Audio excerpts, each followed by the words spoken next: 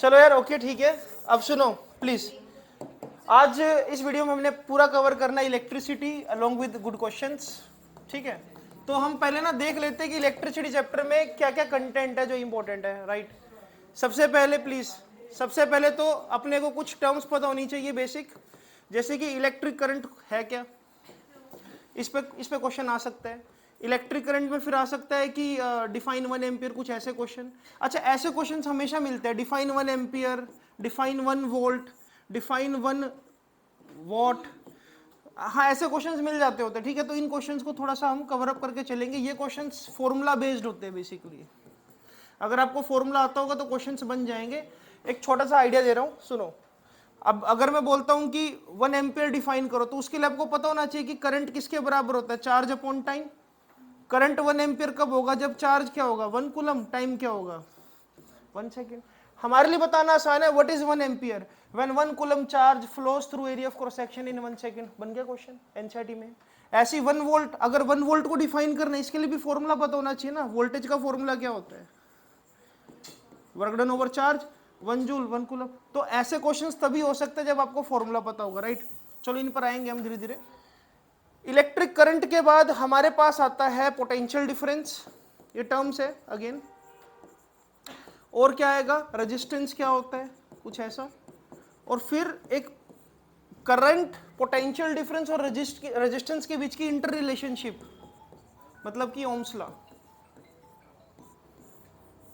इस पर 100% क्वेश्चन बनना ही बनना है, चाहे वो केस स्टडी क्वेश्चन बने, क्वेश्चन तो बनेगा बनेगा ओम्स लॉ पे। ये बहुत इंपॉर्टेंट है। ओम्स लॉ करने के बाद हमारे पास एक टॉपिक आएगा इसी चैप्टर में, फैक्टर्स अफेक्टिंग रेजिस्टेंस। ठीक है, तो ये लेक्चर का फ्लो रहेगा कि इसमें ये सब चीजें हम कवर अप कर देंगे। उसके बाद हमारे पास आता है इसके अंदर combination, resistance in series, right, and resistance in parallel. उसके बाद हीटिंग इफेक्ट आ जाएगा, उसके बाद पावर। तो देखा जाए तो ओवरऑल ये कंटेंट है इस चैप्टर का, राइट। तो शुरू करते हैं इसको कंटेंट वाइज। सबसे पहले अगर मैं बात करता हूं यहां पर, सबसे पहले अगर मैं बात करूं व्हाट इज करंट, तो करंट की डेफिनेशन में एक छोटा सा लूप होल है। हम कभी भी ये नहीं लिखेंगे पेपर में, ये क्लास अटेम्पटेशन पॉइंट ऑफ व्यू से भी बहुत इंपॉर्टेंट रहेगी। हम कभी भी करंट की डेफिनेशन ये नहीं लिखेंगे, it is rate of flow of charge. ये बहुत ऑर्डिनरी डेफिनेशन है जिसका सिर पैर नहीं है कुछ भी। This is not a right definition. Mostly बच्चा इसको ऐसे लिख कर आता है, ये एक सही डेफिनेशन नहीं है। करंट की सही डेफिनेशन क्या है, basically rate of flow of electric charge, हाँ, through area of cross section. तो ये इसकी एक सही डेफिनेशन है कि अगर आपको करंट मिलेगा तो वो सिर्फ तभी मिल सकता है जब ये सिलेंड्रिकल कंडक्टर मैंने बना दिया, कंडक्टर के अंदर है बहुत सारे इलेक्ट्रॉन्स।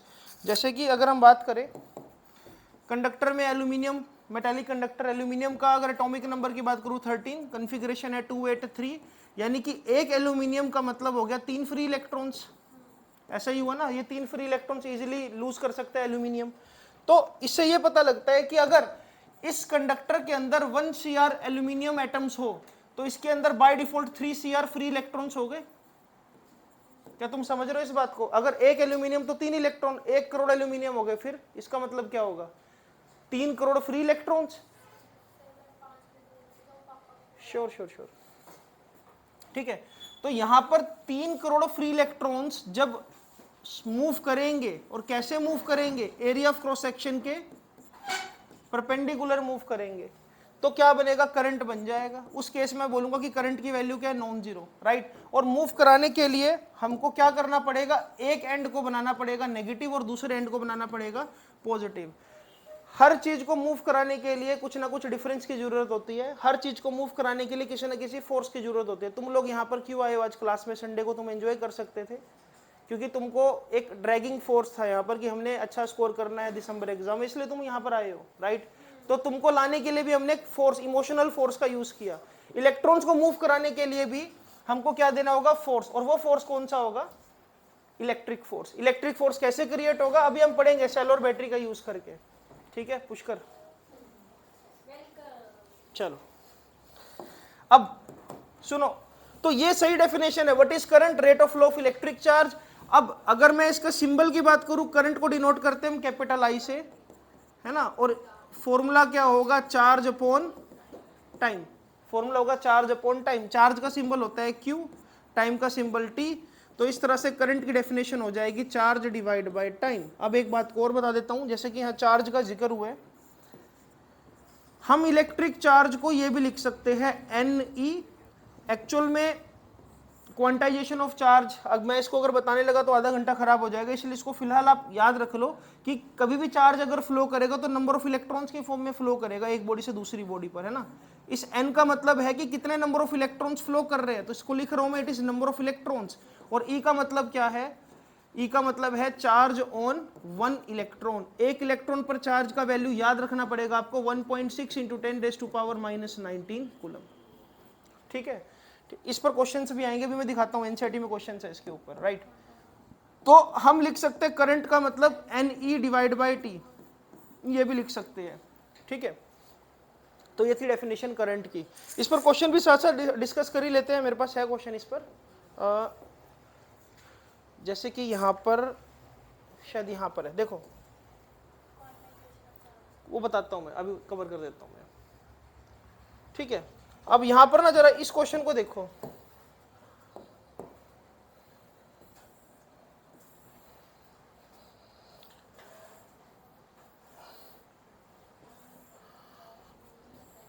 ठीक है, ये सिर्फ और सिर्फ करंट की डेफिनेशन पर बेस्ड क्वेश्चन है, जितना मैंने अब तक 5 मिनट में पढ़ाया आपको, साथ साथ ही कवर करते चलेंगे। अब यहां पर क्या लिखा हुआ है, देखो पहला क्वेश्चन, आई होप आपको विजिबल होगा, पढ़ पा रहे होंगे इसको आप। यहां पर लिखा हुआ है when lightning strikes 100 coulomb charge flows in 0.02 second, charge दे रखा और टाइम दे रखा, और पूछा क्या है करंट, क्या आंसर होना चाहिए इसका, बता भी, चश्मे वाला लड़का तेरा नाम क्या है, हाँ मंच बता,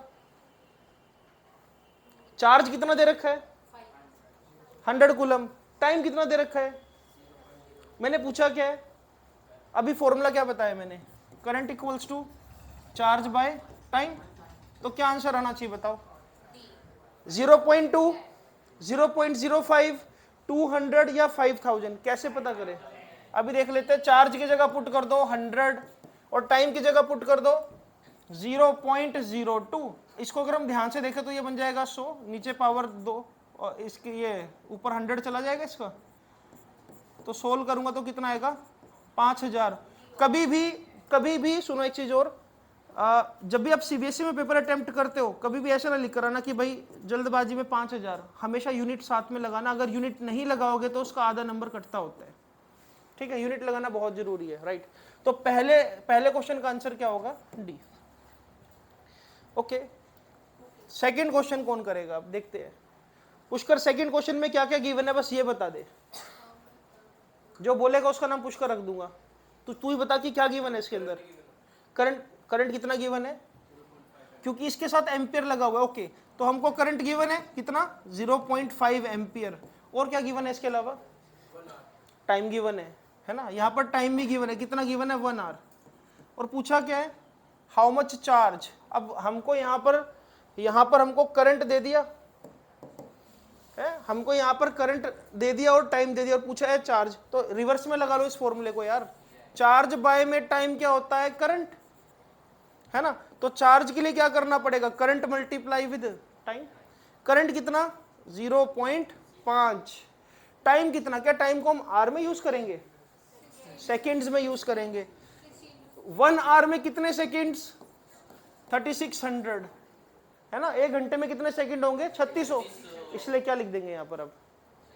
0.5 इंटू 3600, तो ये हो जाएगा 1/2, 0.5 का मतलब 1/2 इंटू 3600, तो चार्ज कितना आ जाएगा 1800, नहीं 1800 कूलम, राइट। तो सही ऑप्शन कौन सा हुआ, क्या ये बात समझ आई। चलो थोड़ा सा मजेदार क्वेश्चन, ये वाला क्वेश्चन आपको थोड़ा सा चैलेंजिंग लगेगा, ये वाला थर्ड क्वेश्चन देखो जरा क्या हो रहा है इसमें, थर्ड क्वेश्चन को रीड करो, नोटबुक तुम्हारे पास होनी चाहिए यार, कैलकुलेशन करो, ये क्लास इसीलिए रखी गई है ताकि हम रैपिड रिवीजन कर सके along with question practice, okay. दिया दिख रही ना वहाँ, आप इधर हो जाओ, थोड़ा सा इधर हो सकते हो आप। आज बच्चे मिसिंग लग रहे हैं मुझे। और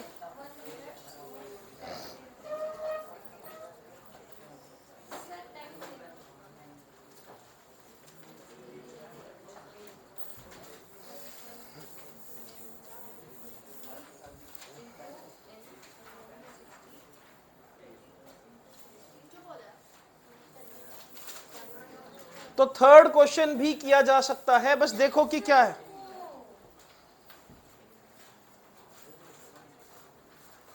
A lamp is connected with a battery and current दे रखा है इसके अंदर।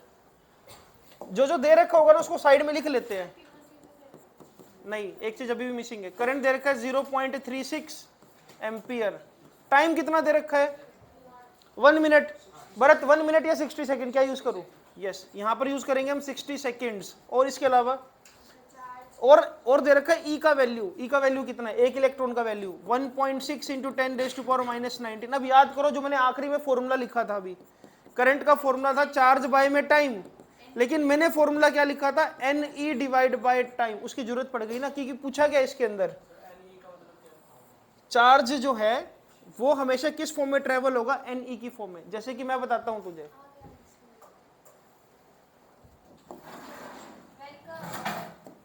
ठीक है, बस मुंह बंद करके और पीछे बैठ जा आराम से, ठीक है, क्वेश्चन डिस्कस हो रहे हैं भाई। क्वांटाइजेशन को मैं यहीं पे बता रहा हूं, अभी समझ लो।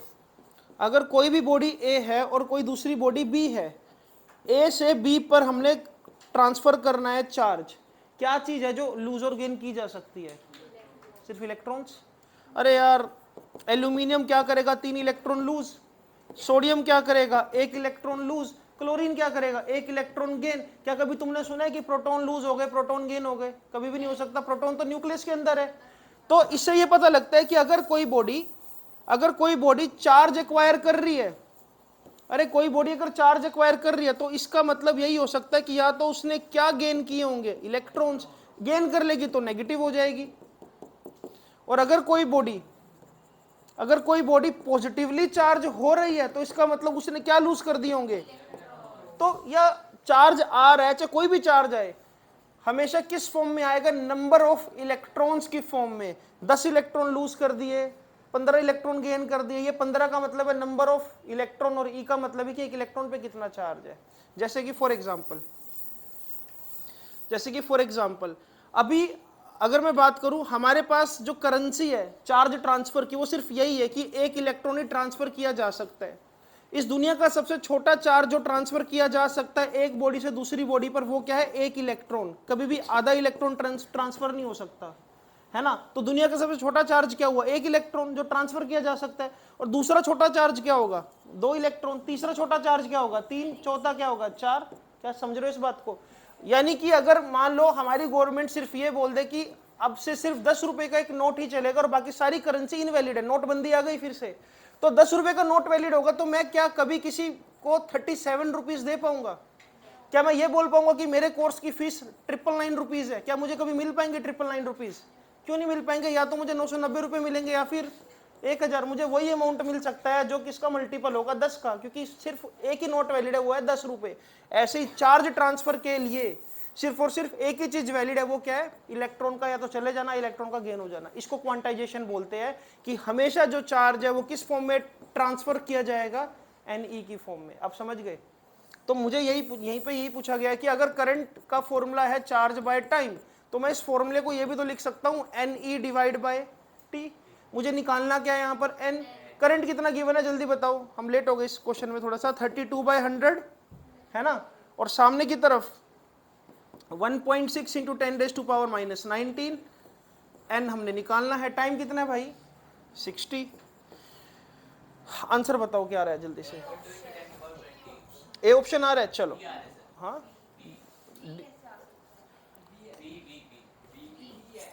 B for baby. चलो देखते हैं।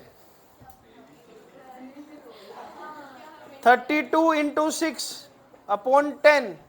अरे समझ आ रही बात क्या? और नीचे आ जाएगा 1.6 इंटू 10⁻⁻19, ऊपर बचेगा n। सिंपल सी कैलकुलेशन कर रहा हूं मैं भी, यहां पर देख लो,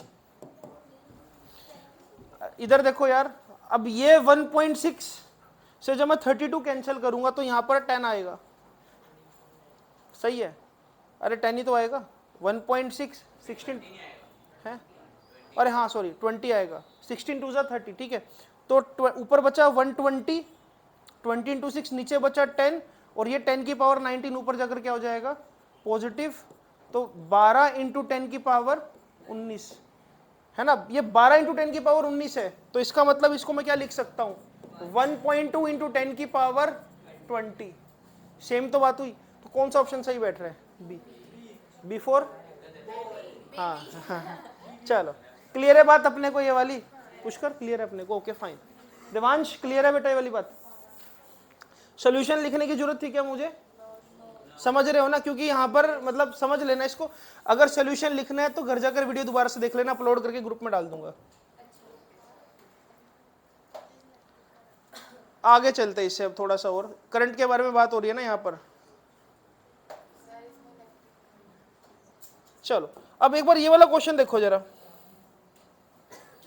यहां पर ये वाला क्वेश्चन देखो, व्हाट इज इलेक्ट्रिक करंट, कौन बताएगा? इस डेफिनेशन के अकॉर्डिंग कौन बताएगा? Rate of change of voltage नहीं, rate of change of resistance नहीं, rate of flow of charge. अब ये डेफिनेशन सही तो नहीं है, लेकिन ऑप्शन में और कोई,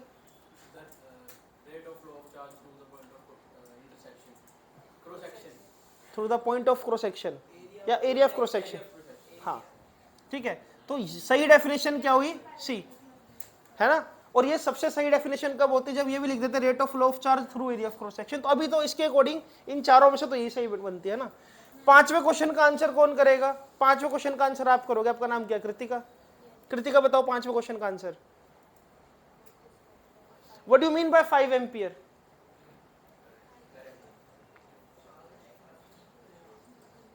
पांच कूलम एक सेकंड में फ्लो कर जाए, 5 वोल्ट इलेक्ट्रिसिटी एक ओम में से पास कर जाए, 5 वोल्ट इलेक्ट्रिसिटी एक कूलम चार्ज को फ्लो करा दे, 5 कूलम किसी भी चार्ज। यार सही डेफिनेशन तो ये ना, देखो 5 एम्पियर कब बनेगा, जब 5 कूलम डिवाइड बाय 1 सेकंड आ जाए, 5 कूलम डिवाइड बाय 1 सेकंड आ जाए, तभी तो बनेगी सही डेफिनेशन। अरे क्योंकि करंट का फॉर्मूला क्या होता है, चार्ज अपॉन टाइम। करंट कितना 5, चार्ज कितना 5, टाइम को 1, अगर टाइम भी 5 सेकंड हो जाता फिर तो ये 1 एम्पियर डिफाइन हो जाता। अगर मान लो 5 कूलम चार्ज 5 सेकंड में फ्लो कर जाता तो कितना डिफाइन होता, 1 एम्पियर।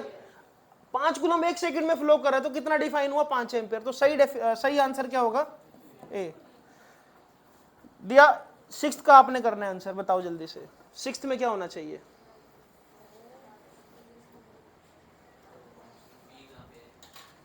बताता हूं 1 मिनट। देखो कुछ ऐसा हुआ, मैं बताता हूं। यहां पर 6 वोल्ट की बैटरी से करंट निकला 3 एम्पियर टोटल, ठीक है। सुनो ध्यान से, यहां पर 3 एम्पियर आ गया, 3 एम्पियर में से 2 एम्पियर तो यहां चला गया। अब आपको बताना है कि पॉइंट पी पर करंट की डायरेक्शन कहां पर होगी, 4 की तरफ होगी, 3 की तरफ होगी, 1 की तरफ होगी या 2 की तरफ होगी। बहुत कॉमन सेंस वाला क्वेश्चन है ये। अरे यार ऑब्वियसली ऐसे तो जाएगा करंट, यही तो करंट की डायरेक्शन होगी। तो सही आंसर क्या होगा, ऑप्शन नंबर डी। उत्कर्ष 7th का आंसर क्या होगा? यहां पर हो जाओ, ये मेरे स्कूल का, मेरी क्लास का बच्चा है ये। तो what is unit of current? बैठ जाओ यार आराम से, कोई बात नहीं। हाँ एक्चुअल में करंट क्या है, करंट है चार्ज अपॉन टाइम। अरे चार्ज अपॉन सेकंड, इधर देख ले लक्षिता। तो कुलम्ब सेकंड इनवर्स, सही ऑप्शन क्या होगा, सी। क्या बात क्लियर हुई अपने को? तो यार करंट से रिलेटेड क्वेश्चंस हो गए। क्या अपने को करंट क्लियर हो गया अभी फिलहाल? बढ़िया हो गया करंट का कंसेप्ट। आगे चलते हैं इससे, अब हम थ्योरी पे वापस चलते हैं। सारे क्वेश्चंस आज ही करने हमने, खैर ये वाले। ओके तो ये क्लियर है अपने को सारा। कंगना डाउट है कि कोई? फिर ऐसे घूर क्यों रहे हो? चलो आगे चलते हैं। अब यहां पर करंट के बाद अगली टर्म है पोटेंशियल डिफरेंस।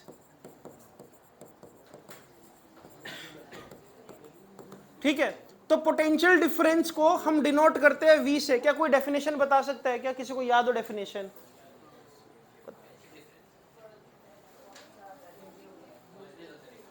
चल तो इतना भी तो बता ही देगा पुष्कर।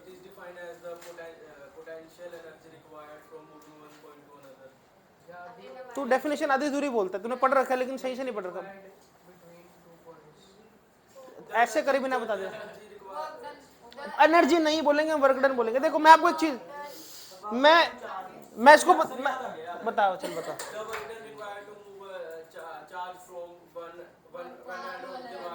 बहुत सही, बहुत सही, बहुत सही, बहुत सही। चलो अब सुनो एक बार प्लीज। यार तुम पोटेंशियल डिफरेंस कब बात करोगे, तभी बोलोगे ना कि ये वाला एंड कैसा है, पॉजिटिव, ये वाला एंड है नेगेटिव। तुम बोलोगे कि हमने कुछ ना कुछ पोटेंशियल डिफरेंस दे दिया। अब पोटेंशियल डिफरेंस देने के बाद हो क्या रहा है, एक बार अंदर ये समझ लेते हैं। ये बहुत सारे फ्री इलेक्ट्रॉन्स है। यहां पर क्या है, एरिया ऑफ क्रॉस सेक्शन, ये है वायर का ए एंड, ये है वायर का बी एंड। सुनो अब जरा एक बार प्लीज। इस एंड को नेगेटिव करने से इन इलेक्ट्रॉन पर क्या लगा होगा, रिपेलिंग फोर्स लगा होगा। यहां पर, यहां से क्या लगा, रिपेलिंग फोर्स, लेकिन यहां से क्या लग रहा होगा, अट्रैक्टिंग फोर्स। तो ओवरऑल तुमने जब पोटेंशियल डिफरेंस अप्लाई करा तो इलेक्ट्रॉन पर लगा फोर्स। फोर्स लगने से इलेक्ट्रॉन क्या मूव करना स्टार्ट हो गए। अब मूव करेंगे तो इनके अंदर क्या आ जाएगी, डिस्प्लेसमेंट। अरे तुम समझ रहे हो क्या? जब तुमने पोटेंशियल डिफरेंस अप्लाई करा तो चार्ज पर फोर्स लगा, और फोर्स लगने के साथ साथ क्या आ गई, डिस्प्लेसमेंट। तो बेसिकली अगर तुम 9th क्लास में थोड़ा बहुत भी पढ़े हो तो वर्क डन का फॉर्मूला भी तो यही होता था ना, फोर्स इनटू डिस्प्लेसमेंट। ऐसा कुछ पढ़ा है क्या? तो तुमने बेसिकली इलेक्ट्रॉन के ऊपर क्या कर दिया, तुमने इलेक्ट्रॉन के ऊपर क्या कर दिया, वर्क डन। तो मैं यही तो लिख रहा हूं कि पोटेंशियल डिफरेंस का बेसिक मीनिंग तो यही है ना। पोटेंशियल डिफरेंस का बेसिक मीनिंग तो यही है कि तुमने वर्क डन किया किसके ऊपर, तुमने वर्क डन किया चार्ज के ऊपर। तो work done on charge, work done on charge in moving it from one fixed end of wire to other fixed end through area of cross section is known as potential difference. Yaar, what is potential difference? It is defined as work done on charge in moving it from one end of wire to other fixed end of wire through area of cross section. That is basically potential difference. Formula ये तैयार हो गया, work done over charge, W divided by Q, right? Symbol इसका क्या होता है, V। तो formula क्या बन गया, W by Q। इसकी यूनिट क्या होती है, एसआई यूनिट। एसआई यूनिट होगी इसकी 1 वोल्ट। क्या ये बात अपने को क्लियर है क्या? बहुत अच्छे से। अब मैं आपसे ये पूछ सकता हूं कि 1 वोल्ट को डिफाइन करो जरा, तो तुम क्या बोलोगे 1 वोल्ट के लिए? When 1 joule work of done on 1 coulomb charge in moving it from one end of wire to other end, that is known as 1 joule work, 1 volt, sorry. हो जाएगा क्या? तो 1 वोल्ट का मतलब क्या है, 1 जूल वर्क होना चाहिए 1 कूलम चार्ज पर in moving it from one end of wire to other end. बात समझ आ गई? हरप्रीत नाम है आपका? हर्षदीप, एक ही बात है। क्लियर है क्या अपने को? ये आगे चले इससे, क्योंकि चैप्टर पूरा कवर करना है इसलिए बहुत ज्यादा डीप में नहीं जा रहा हूं मैं इसके बाद एक और टर्म है, अरे इसके बाद एक और टर्म है, वो है रेजिस्टेंस। रेजिस्टेंस का मतलब पता है क्या? सुनो मैं एक चीज बताता हूं। रेजिस्टेंस का मतलब है कि ये बहुत सारे इलेक्ट्रॉन्स हैं जो कि फ्री नेचर के हैं। फ्री नेचर का मतलब है कि इनको अगर कोई हल्का सा इन्फ्लुएंस करेगा तो ये मूव कर जाएंगे, और हमने इन्फ्लुएंस कराने के लिए बैटरी तो लगाई रखी है ना। बैटरी और सेल का सिंबल क्या होता है, देखो ये पॉजिटिव एंड, ये नेगेटिव एंड, और ये क्या लगा दी हमने की। क्या करंट फ्लो करेगा? अभी करंट तब फ्लो करेगा जब इसको क्या कर देंगे हम, वाओ, क्लोज कर देंगे इसको हम। तो करंट की डायरेक्शन हमेशा पॉजिटिव एंड से नेगेटिव एंड। तो करंट फ्लो कर रहा है ए से लेकर बी। तो ये तो डायरेक्शन है करंट की, लेकिन इलेक्ट्रॉन कैसे मूव करेंगे, opposite to direction of current. ये बहुत इंपॉर्टेंट क्वेश्चन बन सकता है। इलेक्ट्रॉन की डायरेक्शन करंट के डायरेक्शन के बिल्कुल अपोजिट होती है। क्लियर है बात? हाँ,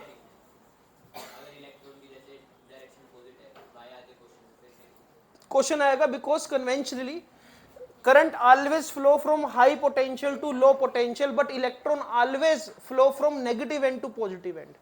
किसी भी चीज को देख, जिंदगी में कोई भी चीज अगर फ्लो करेगी, तूने देखा हो पानी कहां से कहां फ्लो करता है, हिल से लैंड की तरफ, हाइट है ना।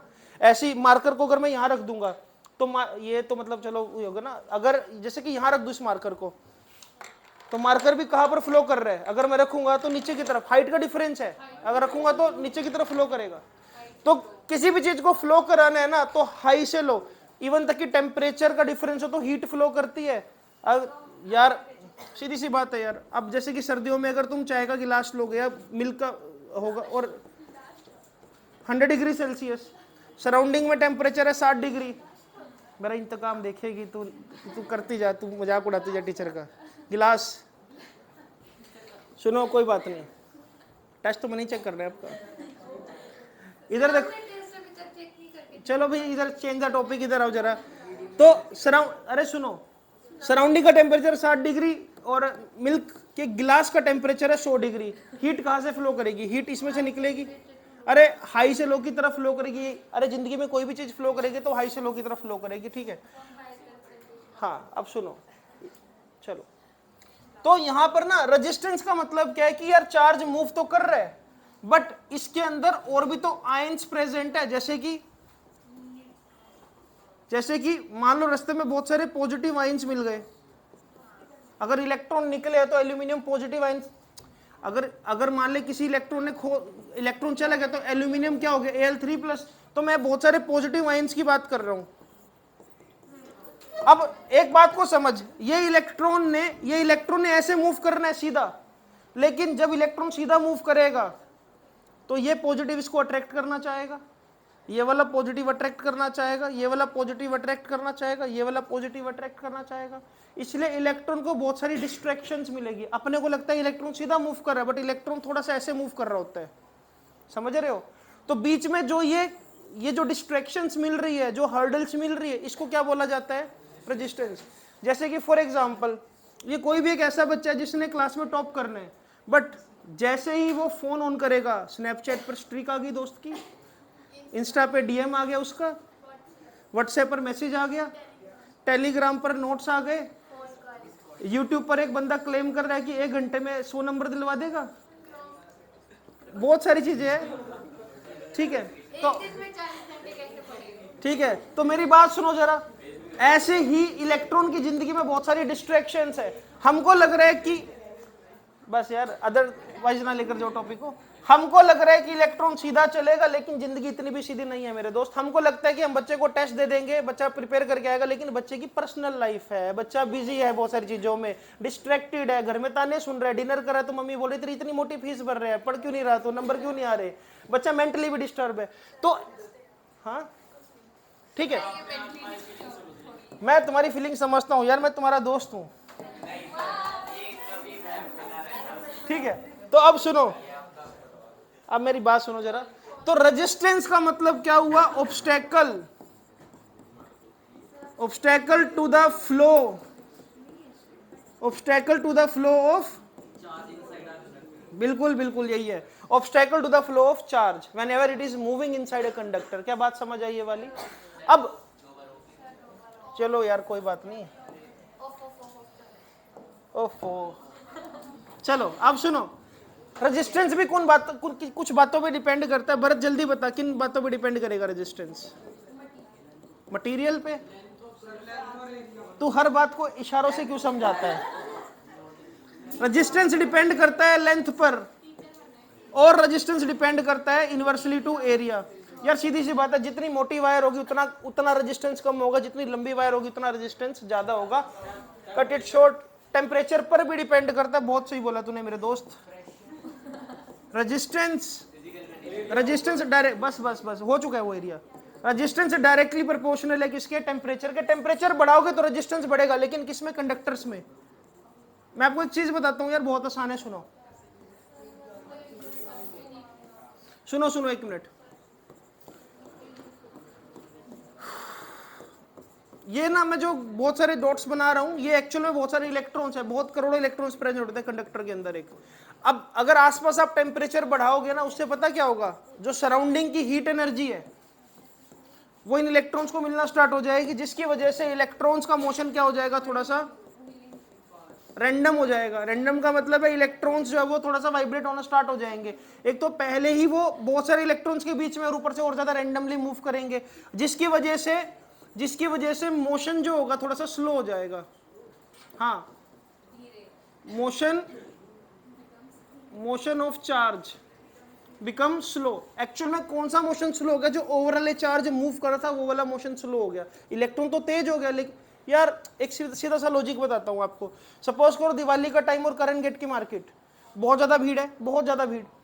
अगर किसी पर्सन ने दूसरे एंड तक जाना है तो कभी भागकर नहीं निकल सकता वो, अगर तेज भागेगा तो वो टकराएगा, लेकिन हाँ स्लोली मूव कर सकता है। अगर हाँ अगर हम ये बोल दे कि यहाँ पर बॉम्ब फटने वाला है करंट स्वीट के पास, तो क्या होगा, तो सारा का सारा क्राउड ना एक साथ मूव करेगा, क्योंकि सबने एक ही डायरेक्शन में मूव करना है। लेकिन यहाँ पर कोई बंदा चिल्ला रहा है सेल सेल सेल, यहाँ पर कोई बंदा चिल्ला रहा है सेल, तो ये पर्सन जाना चाह रहा है यहाँ पर, ये वाला जाना चाह रहा है यहाँ पर, ये जाना चाह रहा है। इससे क्या होगा, मोशन रैंडम होगा। जितनी जितनी जितनी ज्यादा चार्ज के अंदर रैंडमनेस आएगी ना, उतना उतना ओवरऑल मोशन क्या हो जाएगा, स्लो हो जाएगा। जितनी ज्यादा चार्ज के अंदर रैंडमनेस आएगी उतना मोशन स्लो हो जाएगा। यही होता है टेम्परेचर देने से। टेम्परेचर बढ़ाने से हर इलेक्ट्रॉन हीट एनर्जी गेन करके पैनिक हो जाएगा। पैनिक का मतलब है कि वो रैंडमली मूव करना चाहेगा, जिसकी वजह से रेजिस्टेंस बढ़ जाएगा। ये रीजन है कि रेजिस्टेंस बढ़ता है टेम्परेचर बढ़ाने पर। क्या बात क्लियर हुई अपने को? लेंथ और एरिया तुम पहले भी डिफाइन कर चुके हैं, क्यों भाई भाटिया साहब, सही है। आगे चलते हैं। अब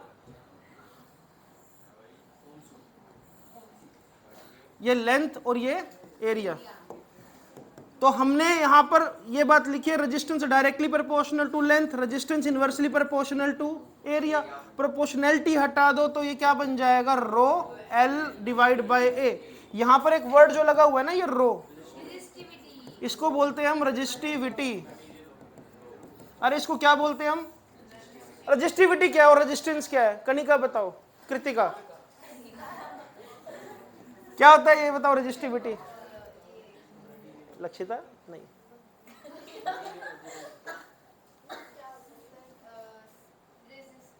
ओ ओ भूल गई, तूने सारी डेफिनेशन रट रखी है ना। बोल बोल, चलो कोई नहीं, बोल यार, एटलीस्ट उसके अंदर गट्स तो है, बोल तो रहे कम से कम। हाँ, resistivity material of the conductor. In that case तो I am prime minister of the India. मैं पूछ रहा हूँ रेजिस्टिविटी क्या है, बस ये मेरा क्वेश्चन है। कौन बताएगा? तेरा नाम सहज है, बता क्या होती है रेजिस्टिविटी। तुम्हारा पुराना स्टूडेंट है ना, फिर तेरे को बोल बोल, तू भी बोल रहे, तू भी। रजिस्टिविटी का मतलब पता है क्या, सुनो, प्रॉपर्टी। वर्ड को सही से असेंबल कर, अगर वर्ड सही से असेंबल करेगा ना तो कुछ मीनिंगफुल बात बनेगी। स्कूल गोस टू राम नहीं होता, राम गोस टू स्कूल होता है।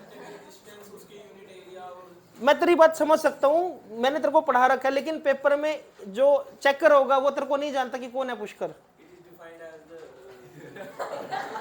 उसके लिए मैं तो समझ जाऊंगा तेरी बात, लेकिन एग्जामिनर जो चेक करोगे उसके लिए तो सिर्फ 40 रुपए का पेपर है और कुछ भी नहीं है। उसको पता है कि चेक करूंगा 40 रुपए मिलेंगे, वो नहीं जानता तेरे को पर्सनली, राइट।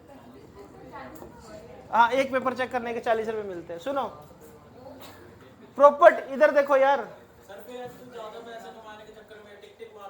हाँ यही तो साइकोलॉजी है। तभी तो बच्चों को बोलते हैं कि कभी भी पेपर ब्लैंक ना छोड़ कर आओ, कुछ ना कुछ लिख कर आओ, एग्जामिनर जरूर चेक करेगा उसको। यार रिलेटेबल लिख कर आओ, ऐसा ना लिख कर आओ कि resistance is defined as rate of flow of Narendra Modi goes to Britain and then he returns to it flies and it is defined as, ऐसे नहीं, मतलब कि रिलेटेबल लिख कर आओ। हाँ ऐसा, ठीक है। चलो, तो रजिस्टिविटी क्या है, प्रॉपर्टी। सुनो प्लीज, इधर ध्यान, इंपॉर्टेंट क्लास है यार ये। मुझे सारा कंटेंट कवर करना है। Property of any conductor, please, property of any conductor to offer resistance to flow of charge. अच्छा एक चीज और मैं बता देता हूं आपको, नहीं तुमने भी सही बोला है, लेकिन वर्ड सही ये है, वर्ड सही यही है, ठीक है। अब सुनो, कभी भी अगर आपको एनसीईआरटी में टेबल मिलेगी तो टेबल पता है किसकी मिलेगी, यहां लिखा होगा मटेरियल, यहां लिखा होगा रजिस्टिविटी, वहां ये नहीं लिखा होगा मटेरियल इतनी लेंथ का है। रजिस्टिविटी जो है, जो सबसे इंपॉर्टेंट बात वो ये है, रजिस्टिविटी जो है वो does not depend on shape, size और डायमेंशन। आप यही लिख सकते हो, इस बात पे डिपेंड नहीं करती रजिस्टिविटी की वायर कितनी लंबी है, वायर का एरिया क्या है। रजिस्टिविटी तो एक मटेरियल की होती है, जैसे कि फॉर एग्जांपल रजिस्टिविटी सिल्वर की है, इस बात की नहीं है रजिस्टिविटी की सिल्वर की लेंथ को डबल कर दी तो रजिस्टिविटी पे क्या फर्क पड़ा। डायमेंशन पर डिपेंड कौन करता है, रेजिस्टेंस। ठीक है, अब इस पर डिस्कशन करेंगे हम। तो रेजिस्टेंस रो एल बाय ए है, लेंथ और एरिया डायरेक्टली किसको इफेक्ट करेंगे, रेजिस्टेंस को इफेक्ट करेंगे, इवन तक की रजिस्टिविटी भी करेगी, लेकिन इसके बारे में बात करते हैं अभी। देखो पेपर में क्वेश्चन क्या आ सकता है, इसको समझना जरा। If 10 metre long wire has 2 ohm resistance, please एक बार समझना जरा, और यहां पर लिख दिया if wire is stretched, if wire is stretched up to double of its length, what will be new resistance, what will be new resistance। इसकी मैंने ट्रिक भी दे रखी है आपको, लेकिन फिर भी हम एक बार डिस्कशन करेंगे। सवाल सिंपल है यार, सुनो सुनो सुनो। क्वेश्चन सिर्फ इतना सा है कि एक 10 मीटर की वायर है जिसका एरिया ए है, इसका रेजिस्टेंस कितना दे रखा है, 2 ओम। स्ट्रेच का मतलब क्या होता है, इसको हमने इतना स्ट्रेच करा कि इसकी जो लेंथ है वो कितनी हो गई, डबल, मतलब कि लेंथ हो गई 20 मीटर, और एरिया, अगर लेंथ डबल होगी तो एरिया पे क्या फर्क पड़ेगा, एरिया आधा हो जाएगा। इसका मैंने प्रूफ भी कराया था एक बार क्लास में कि ऐसा होता है, तो मान लो आज की होता है यार, प्रूफ पे नहीं जाऊंगा मैं दोबारा से। अगर लेंथ डबल होगी तो एरिया को आधा होना पड़ेगा वॉल्यूम को सेम रखने के लिए। ठीक है, तो क्वेश्चन को कर लेते हैं यार। देखो पहले क्या बात थी, रेजिस्टेंस था रो, लेंथ अपॉन एरिया। अब क्या हो गया, रेजिस्टेंस रो, लेंथ कितनी हो गई 2L, एरिया कितना हो गया A/2। अच्छा एक चीज और है भाई, इस पूरी चीज की वैल्यू कितनी है, 2 ओम, है ना।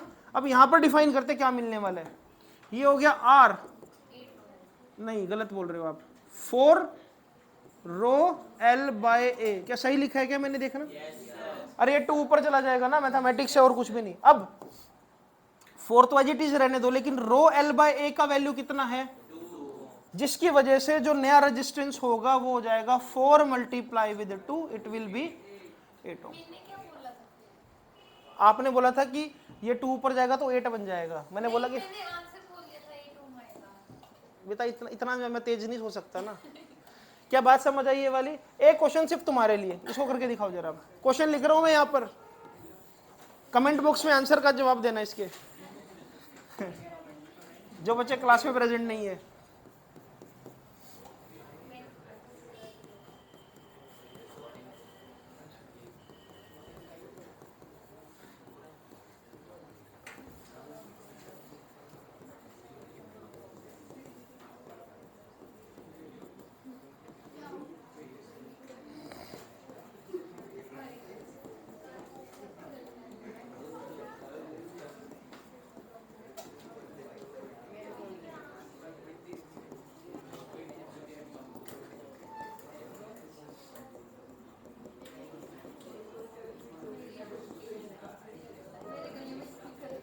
भाई बताओ ये वाला क्वेश्चन, इंपॉर्टेंट क्वेश्चन।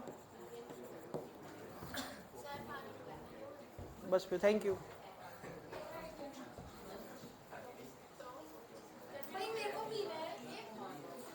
कोई आंसर देगा क्या, चश्मे वाले। तेरा नाम क्या है भाई, गुनीत, तू आंसर करेगा इसका। एक मिनट गुनीत आंसर करेगा। 4 टाइम्स हो जाएगा, क्या आंसर है, 160 आएगा या 80 आएगा, 80 आएगा, 160। तू क्या बोल रहा है गुनीत, तूने पहले क्या बोला था, 4 टाइम्स तूने कैसे बोल दिया बे, मतलब लेंथ 4 टाइम्स कर दी स्ट्रेच करके, रेजिस्टेंस भी 4 टाइम्स होगा। Are you kidding me. चलो देखो सुनो, आसान है यार, देखो आसान है, देखो दोबारा से देख लो भाई, अगर कोई दिक्कत है तो। R सुनो प्लीज एक मिनट, R का फॉर्मूला है रो L/A, ये बेसिक बात है बिल्कुल। पहले कितना रेजिस्टेंस था 10। तो रो एल बाय ए किसके बराबर लिख दिया, 10 के। बाद में क्या हुआ सोचो, वायर को स्ट्रेच करा गया है भाई, और कब तक स्ट्रेच करा, 4 टाइम्स ना हो जाए जब तक लेंथ, तो जो न्यू लेंथ होगी वो कितनी हो जाएगी, 4L। इसका मतलब जो नया एरिया वो भी कितना होगा, A/4। नई लेंथ अगर 4 टाइम्स है तो एरिया क्या होगा, A/4। कृतिका समझ आ रही है बात ये वाली। तो नया resistance row 4L divide by A/4, तो भाई साहब ये हो जाएगा 16 रो L बाय A। तो R डैश का वैल्यू क्या आएगा, 16 into rho L by A का वैल्यू कितना है, 10। तो सही आंसर क्या हो गया, 160 ओम। जिसने भी आंसर 160 दिया वो सही है बिल्कुल, हाँ 160 सही है। आपने तो 8 ओम बोला था पर, बहुत बढ़िया, बहुत कुछ पड़ेगा। तो नहीं कोई ब्रेक नहीं है, यूट्यूब वीडियो में कोई ब्रेक नहीं है, तो लगातार चलेगी। तो नहीं नहीं नहीं नहीं नहीं। चलो भाई, ये रेजिस्टेंस वाला लॉजिक क्लियर हुआ क्या। अब आगे चले थोड़ा करंट की तरफ, ठीक है। करंट से पहले तो ओम्स लॉ भी है, ओम्स लॉ पे ज्यादा टाइम नहीं लगाएंगे, इसको जल्दी खत्म करते हैं। कौन बताएगा ओम्स लॉ, कई बार सारी डेफिनेशन रट रखी है, बोल।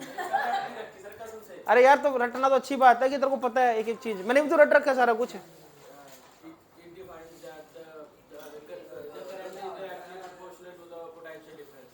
यही डेफिनेशन है, बैठ के आराम से, यहाँ बैठ के आराम से, कोई दिक्कत नहीं।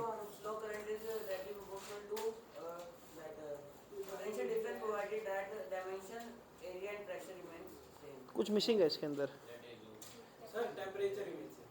अरे यार ये मिसिंग नहीं है, कुछ स्टेटमेंट मिसिंग है। आप बताओ लक्ष्यता, मंश तेरी शक्ल पे हमेशा हैरानी वाला एक्सप्रेशन क्यों होता है, Why you are so shocking? देखो इधर, ये बताएगा लड़का गुलित के साथ बैठा है जो, मोहित बता ओम्स लॉ। तू अभी ढूंढ रहा था ना डेफिनेशन ये वाली।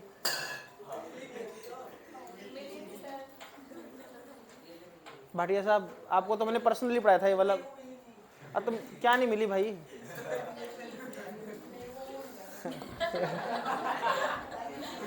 चलो ओम्स लॉ सुनो, बहुत आसान, सुनो एक बार। अकॉर्डिंग टू ओम्स लॉ इसको दो तरह से लिख सकते हैं। एनसीईआरटी में क्या लिखा हुआ है, नोट्स है मेरे आपके पास या नहीं अभी, चलो नहीं पढ़ गया ठीक है। तो मैं ये लिख सकता हूं,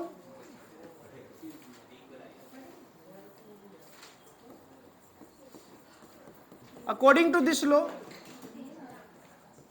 please, according to this law potential difference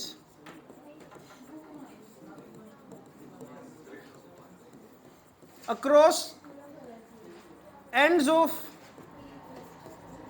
two conductors is directly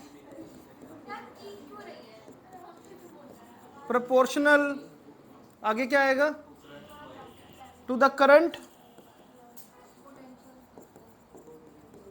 flowing through area of cross section, लिख लो, एक ही बात है। और यहां पर एक सिंपल सी बात लिख देंगे, इफ फिजिकल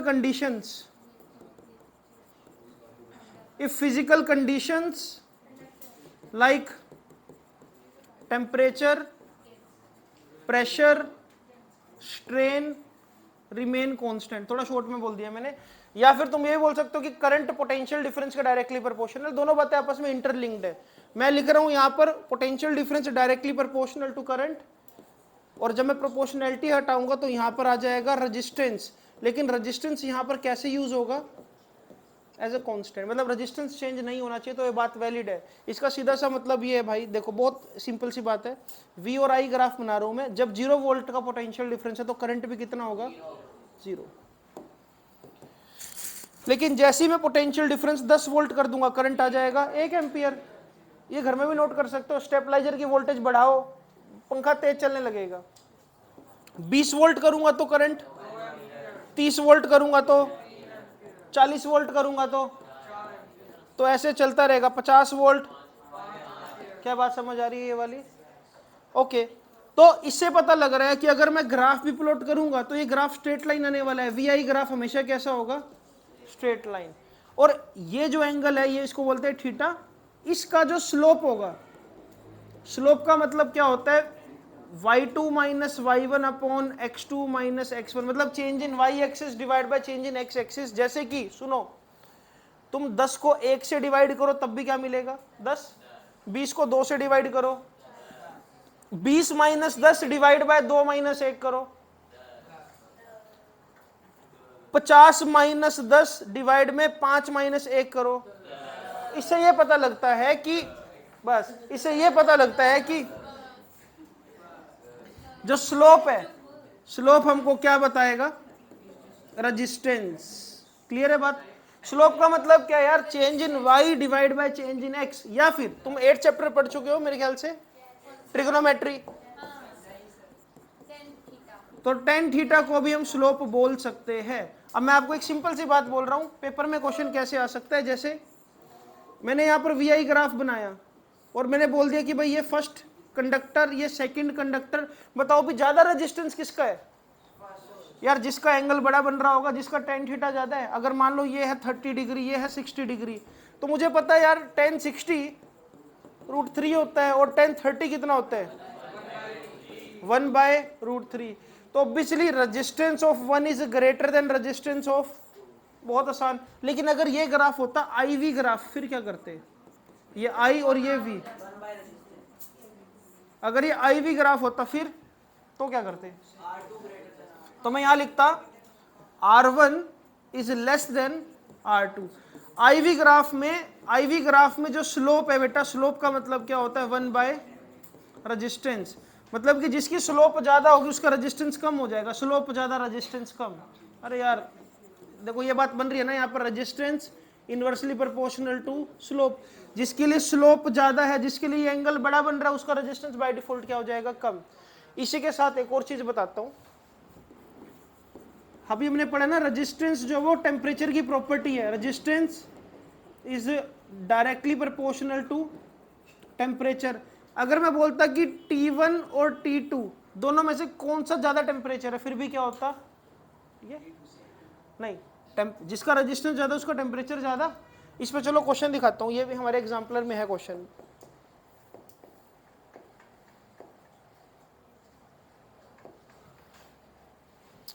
ये देखो जरा, यहां पर कुछ क्वेश्चंस और डिस्कस करते हैं। तो पहले क्वेश्चन का आंसर करेगा सहज। बता भी, electrical resistance of conductor depend on, resistance किन फैक्टर पे डिपेंड करता है भाई? All of this. अरे यार साइज पे डिपेंड कर रहा है, इस बात पे डिपेंड कर रहा है, लेंथ क्या है, एरिया क्या है, टेम्परेचर पर डिपेंड तो कर ही रहे, ज्योमेट्री ऑफ डायमेंशन पर भी डिपेंड कर रहा है कि सिलेंड्रिकल है क्यूबॉइडल है। मतलब ये देखा जाए तो साइज और ये ज्योमेट्री कहीं ना कहीं आपस में मैच ही कर रहा है। और इसका मतलब क्या होगा? All of this. इसका आंसर करेगी दिया। अगर अभी भी नहीं कर पाई तो फिर तो कोई फायदा नहीं इस क्लास का। ये वीआई ग्राफ है, आपको बताना है कौन सा टेम्परेचर ज्यादा है।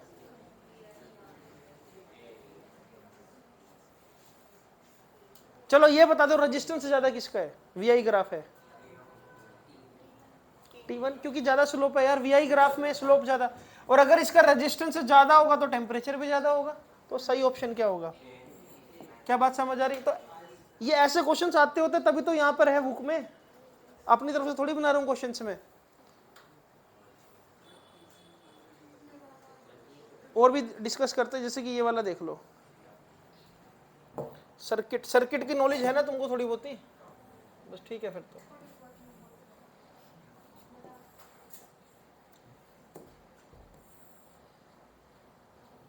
चलो फिर बताओ इसका आंसर अब।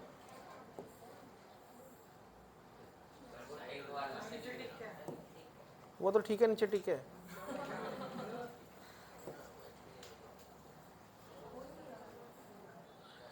इसका एक सोल्यूशन करते हैं ना।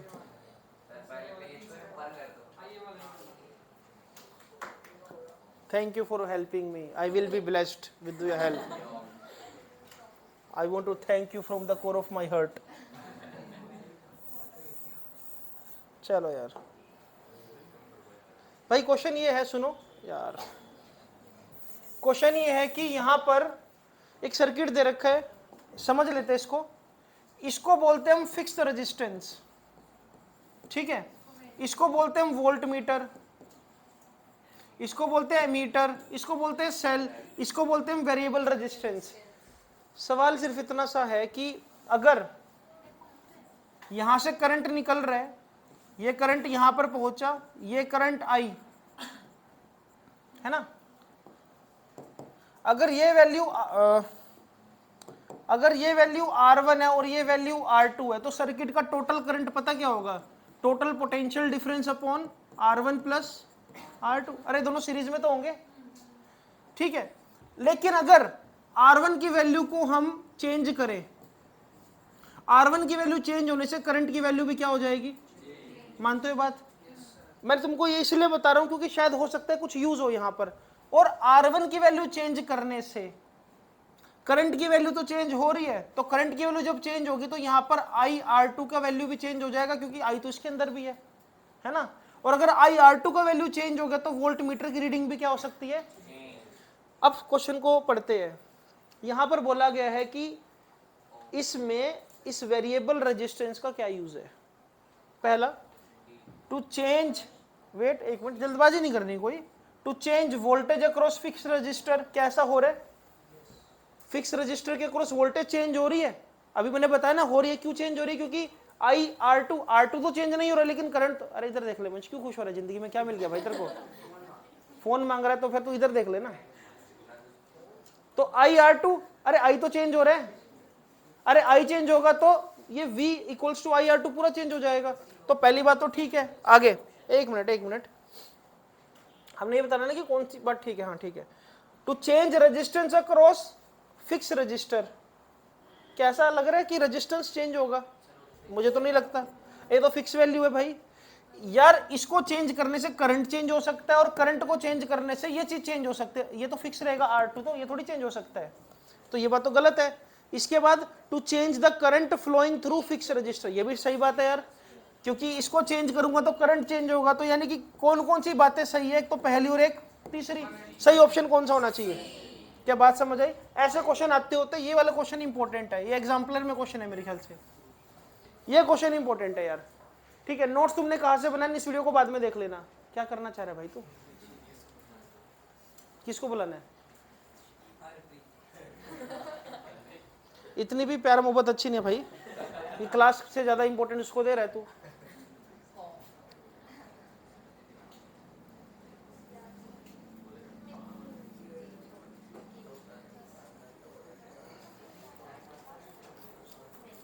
और क्वेश्चन देखते हैं, एक मिनट। जैसे कि ना एक बार ये वाला क्वेश्चन देखो, सुनो, जो पढ़ाया उसी में से क्वेश्चन आपसे मैं पूछ रहा हूं।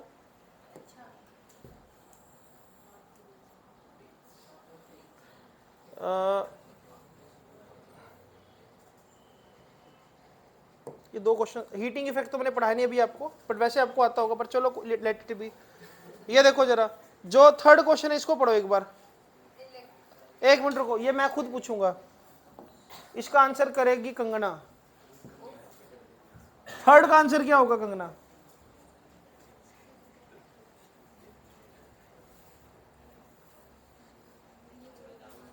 क्या सही है? क्या रजिस्टिविटी लेंथ पर डिपेंड करेगी? थिकनेस पर? शेप पर? किस पे डिपेंड करती है? मटेरियल कौन सा है? तो सही क्या होगा? ये सही है बिल्कुल। चलो हाँ, ये भी देख लेते हैं। चलो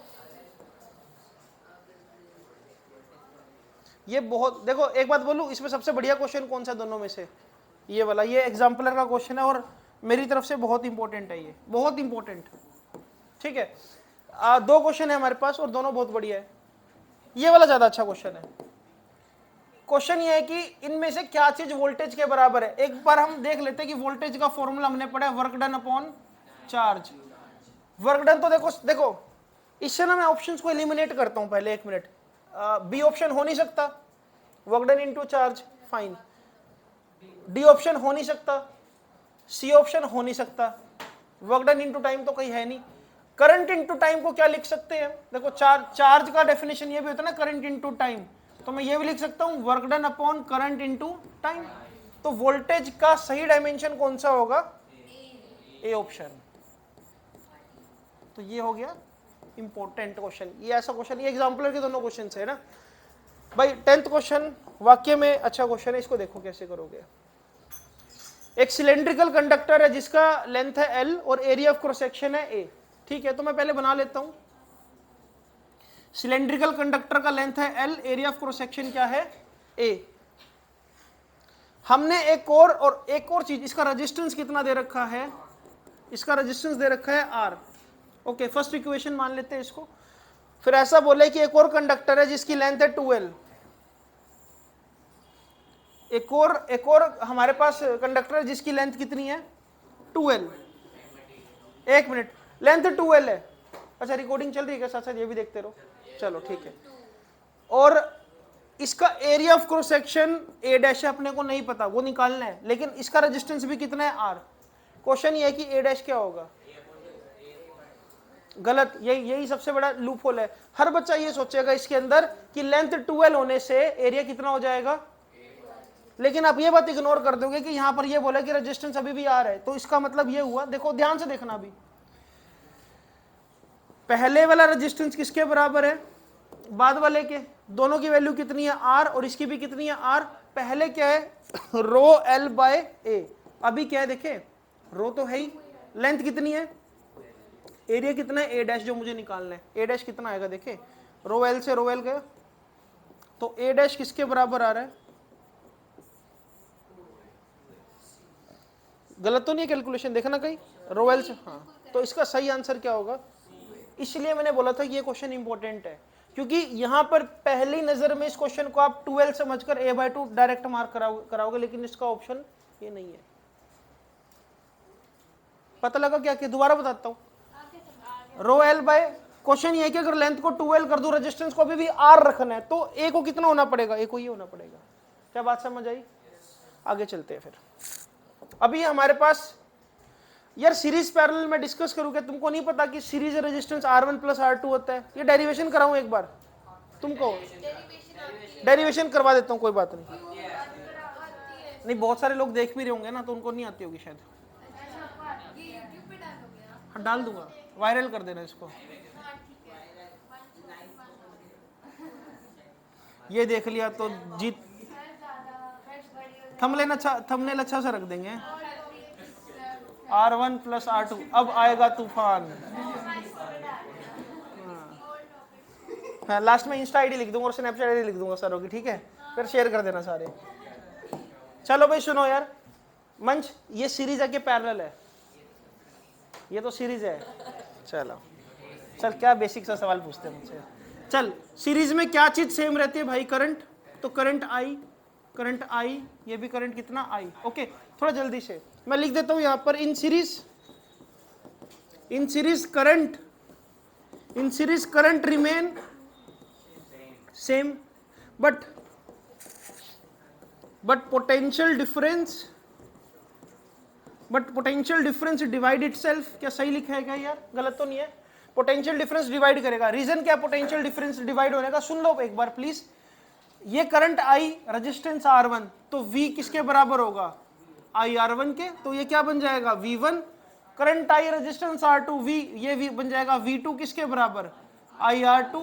करंट आई, रेजिस्टेंस R3, तो ये बन जाएगा V3 किसके बराबर, IR3। तो इसका मतलब total potential difference will be V1 plus V2 plus V3, it will be IR equivalent, या V को V रहने दो, चलो इसको क्या लिख सकता हूं, IR1 IR2 plus IR3, I common आ गया, अंदर क्या बचा, R1 plus R2 plus R3 equals to V।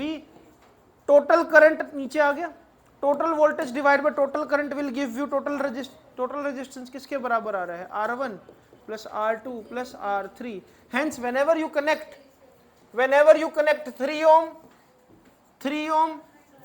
whenever you connect 3 ohm and 3 ohm in series, what resistance you will get, 9 ohm।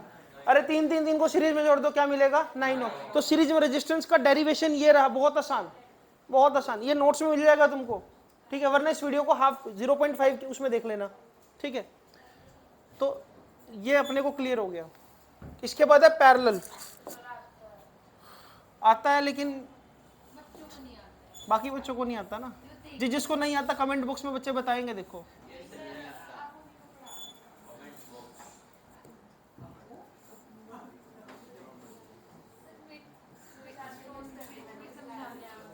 कौन सा ब्रिज समझाना है?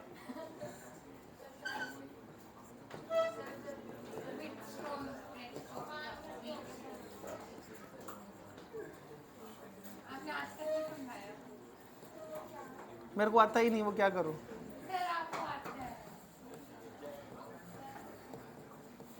चलो भाई इधर देखो यार, ओहो इधर देखो, इस कॉम्बिनेशन को बोलते हैं हम पैरेलल कॉम्बिनेशन। जैसे कि हम देख सकते हैं यहाँ पर कि इस पॉइंट पर आकर करंट डिवाइड कर लेगा अपने आप को, ऊपर गया I1, यहाँ पर गया I2, यहाँ पर गया I3।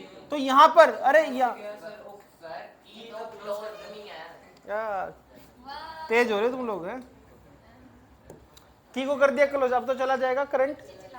चलो अब सुनो, तो मैं यहां बोलता हूं कि करंट डिवाइड करेगा और वोल्टेज सेम रहेगी। तो यहां पर वोल्टेज कितनी है V, यहां पर वोल्टेज कितनी V, और यहां पर वोल्टेज कितनी V। ऐसा मुझे इसलिए पता है क्योंकि जब मैंने वोल्टमीटर लगाकर देखा तो मुझे वोल्टेज सेम मिली। हमारे घर में भी तो यही कनेक्शन है, हर डिवाइस 220 वोल्ट पर ऑपरेट हो रहा है, हर डिवाइस, और करंट जो है हर डिवाइस में उसकी नीड के अकॉर्डिंग डिवाइड हो रहा है। प्लीज सुनो, प्लीज सुनो। तो जो चीज डिवाइड हो रही है वहां से शुरू करेंगे। I किसके बराबर, I1 plus I2 plus I3। I को I रहने दो, इसको लिख सकता हूं voltage divide by R1, voltage divide by R2, voltage divide by R3। V common आ जाएगा तो किसके नीचे चला जाएगा, यहां पर ऐसे क्या बचेगा, 1 by R1 plus 1 by R2 plus 1 by, अरे I बाय V को क्या लिख सकता हूं, 1 बाय RP। किसके बराबर आ गया ये, 1 by R1 plus 1 by R2 plus 1 by, तो ये आ गया हमारा, ये हमारा आ गया पैरेलल कॉम्बिनेशन। क्या बात समझ आई ये वाली, लक्षिता समझ आई? ये तो पहले से आती थी आपको, है ना। चलो क्वेश्चंस देखते हैं इस पर, कुछ सीरीज पैरेलल पर न्यूमेरिकल्स देख लेते हैं ना।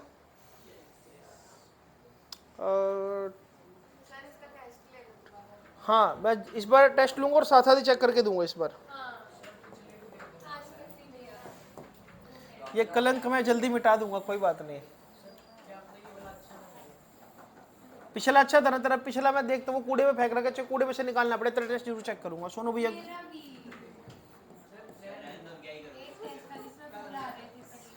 भाई ये वाला क्वेश्चन देखो जल्दी से, नहीं दिया। चलो ऐसे कंप्लेंट्स ना करो, ऐसे एकेडमी के नेगेटिव रिव्यूज जाएंगे पूरी यूट्यूब वीडियो पर। ये बोला करो कि सर ने आपने सारे टेस्ट चेक करके दे दिए। हाँ चलो ये ठीक है। इधर देख भाई देवांश, सुनो मेरी बात, अब क्वेश्चन को पढ़ जरा। हाँ तू पढ़ेगा, तेरे को दिख नहीं रहा क्या? हाँ तू पढ़ दे। पुष्कर, पुष्कर अच्छा बच्चा है बहुत।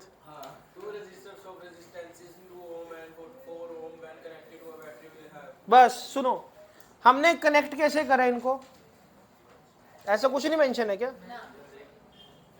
अच्छा ठीक है, हाँ आगे लिखा हुआ है ना पहला ऑप्शन। यार देख रेजिस्टेंस अलग अलग है, एक काम करता हूं पहले ना मैं दोनों सिमेट्री बनाकर देख लेता हूं। मान लो इनको हमने पैरेलल में कनेक्ट कर दिया, ये 2 ओम और ये 4 ओम, और मान लो हमने सीरीज में कनेक्ट कर दिया, ये 2 ओम और ये 4 ओम। ओके ठीक है, तो पहला क्वेश्चन क्या, पहला ऑप्शन क्या है, क्या बात सही है? Same current will flow through them when connected in parallel. नहीं, बात तो गलत है। इसको करंट मिलेगा I1 और इसको मिलेगा, रेजिस्टेंस ज्यादा होने की वजह से I2 की वैल्यू I1 से क्या हो जाएगी, कम। ज्यादा रेजिस्टेंस तो कम करंट जाएगा उसके पास, ठीक है ओके। दूसरा same current when they are, ये तो बात ठीक है यार। अरे अगर सीरीज में कनेक्टेड होंगे, सुनो सीरीज में कनेक्टेड होंगे तो करंट क्या जाएगा, सेम। अगली बात, क्या सेम पोटेंशियल डिफरेंस होगा सीरीज में, गलत, ये भी गलत है यार। तो सही ऑप्शन क्या हुआ, they will get same current when they are connected in series. चलो आगे चले इससे, अब ये क्वेश्चन क्लियर हुआ अपने को, बहुत आसान था यार, बेसिक सी बात है।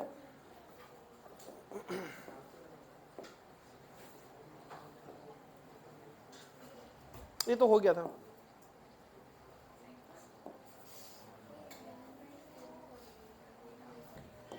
अच्छा इन बिटवीन ना सुनो, इसके बाद तो हमारे पास हीटिंग इफेक्ट, वो भी देख लो साथ साथ ही। अरे हीटिंग इफेक्ट का मतलब क्या है पता है, कोई बता सकता है क्या? What is heating effect of electric current? Lakshita आप ही बता दो फिर। हाँ, what is heating effect of electric current? नहीं पता? चलो यस पुष्कर। आज यूट्यूब वीडियो में साबित हो जाएगा कि जो भी क्लास सर ले रहे थे उसमें पुष्कर ही था एक बच्चा सबसे इंटेलिजेंट। हाँ आज तू तभी सारी सुना रहा है।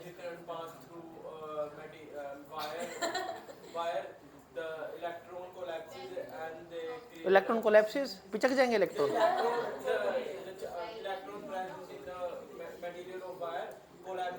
कोलैप्सिस नहीं, कोलाइड।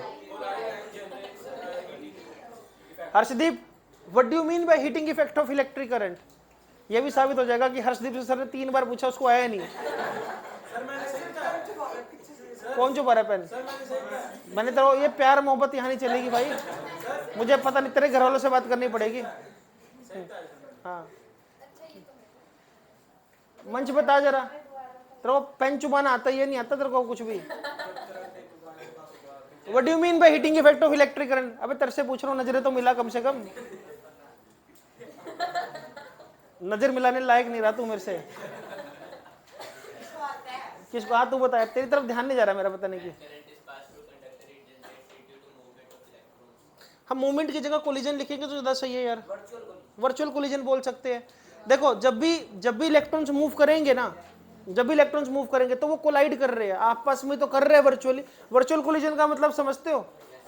एक्चुअल में वो फिजिकली टच नहीं हो रहे लेकिन रिपेल कर रहे हैं फिर भी, है ना? तो हीटिंग इफेक्ट पैदा होगा जिसका फॉर्मूला क्या होगा? I² RT। बहुत सही बोला यार, I am proud of you. हाँ तूने भी सही बोला यार, तेरे को भी प्राउड ऑफ यू। अब ना अगर ऐसी बात है ना, ये वाला क्वेश्चन देखो, ये भी एग्जाम्पलर में से उठाया गया सिलेक्टेड क्वेश्चन है। ये वाला क्वेश्चन आज दिया ने एक भी क्वेश्चन का आंसर नहीं करा, दिया आप करो। चलो, in the following circuit heat produce, आपको बताने किस केस में हीट सबसे ज्यादा प्रोड्यूस होगी?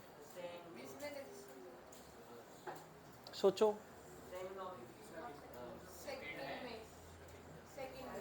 एक काम करते हैं, मैं तुम्हारे लिए कहानी आसान कर देता हूँ यार। हीट का फॉर्मूला होता है I² RT। टाइम तो सबके लिए सेम होगा, करंट और रेजिस्टेंस पर कहानी टिकी हुई है, देख लो। चलो देखते हैं, यहां पर करंट कितना आएगा? पहले केस में करंट कितना आएगा? एक मिनट अभी देख लेते, करंट कितना आएगा यहां पर? Voltage divide by resistance, current कितना आएगा? 6। ओके पहले केस में देखिए कितना आएगा? 6² करंट, आर कितना है? 2। टाइम हम एक सेकंड मान लेते हैं, तो कितना आएगा यहाँ पर रिजल्ट? 72। अब इसमें देखते हैं, यहाँ पर रेजिस्टेंस कितना है? 4। तो करंट कितना आएगा? 12 डिवाइड बाय 4 मतलब कि 3। तो 3² इंटू में 4 कितना है यहाँ पर?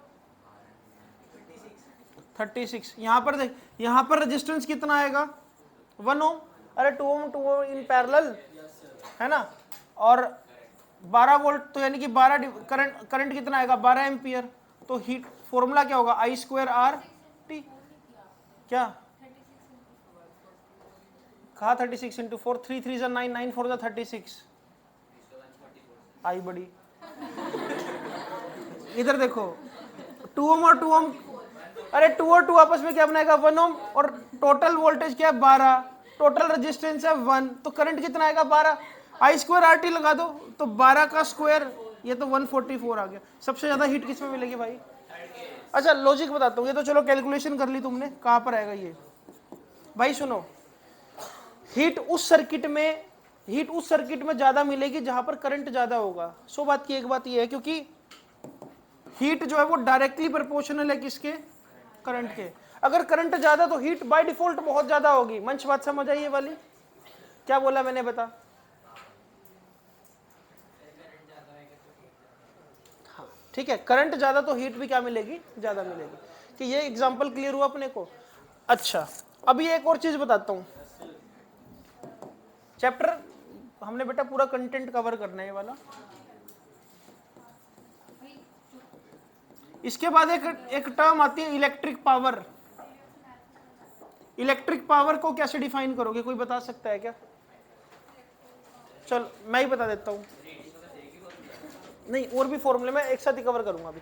चलो बच्चे ने पूछ ही लिया वैसे तो। देखो यार हीट एनर्जी को डिफाइन करने के लिए हमारे पास 3 फॉर्मूले बने हैं यार। पहला तो यही है जो डिफाइन हो गया I²RT, और क्या हो सकता है, और एक और हो सकता है V²/R इंटू, सही है क्या, इंटर रिलेटेड। अच्छा एक और चीज, ये वाला फॉर्मूला तो जनरल फॉर्मूला है बिल्कुल, ये वाला फॉर्मूला सीरीज कॉम्बिनेशन में वैलिड है क्योंकि करंट सेम रहेगा, और ये वाला फॉर्मूला पैरेलल में वैलिड है। चलो मैं आपसे क्वेश्चन पूछता हूं, अगर हीट एनर्जी का फॉर्मूला ये है तो इलेक्ट्रिक पावर क्या है बेसिकली? देखो इलेक्ट्रिक पावर को डिफाइन कर सकते, भरत बता what is electric power. Bharat को बता देते यार, सारे क्वेश्चन पुष्कर थोड़ी बताएगा, इस वीडियो में सिर्फ पुष्कर ही चल रहा है सिर्फ। तेरा नाम क्या है? हार्दिक भी चल रहा है साथ साथ।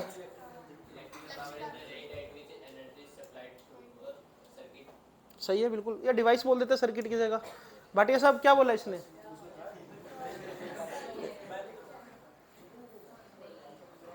तेरे को समझ नहीं बात तो तेरी भी ठीक है वैसे। चलो अरे सुनो यार, इलेक्ट्रिक पावर का मतलब है rate of consumption of electric energy, rate of consumption of electric energy by any device. ठीक है, अभी मेरी बात को सुनो यार, पावर क्या है बेसिकली? यार पावर ये है कि कोई डिवाइस कम टाइम में कितनी ज्यादा एनर्जी को कंज्यूम कर लेगा, दैट इज बेसिकली पावर। समझ आ रही है बात कि नहीं आ रही है?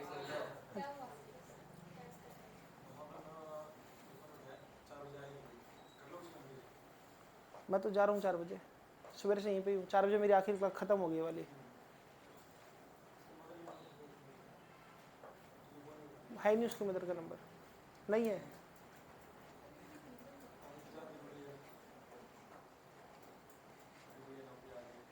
मेरे पर नंबर नहीं होता तो मैं दे देता आपको। इलेक्ट्रिक पावर क्या है? Rate of consumption of electric energy by any device. यार ये मैं आपको सिंपल सी बात बताता हूँ। देखो सपोज हमारी क्लास का सबसे कमजोर बच्चा कौन है? क्या गुनी? नहीं यार वो तो हेल्दी है। उस जतिन कौन है? कहाँ पर है? हाँ भी सस्ते शाहरुख खान देख रहे हैं। ये है हार्दिक। सबसे हेल्दी कौन है इस क्लास में मेरे अलावा? है? चलो माधव।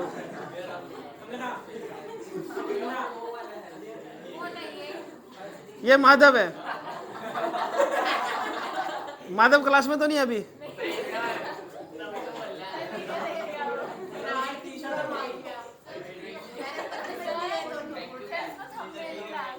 हाँ अच्छा सुनो एक मिनट बस यार, और हम कंपैरिजन करेंगे ग्रेट खली से।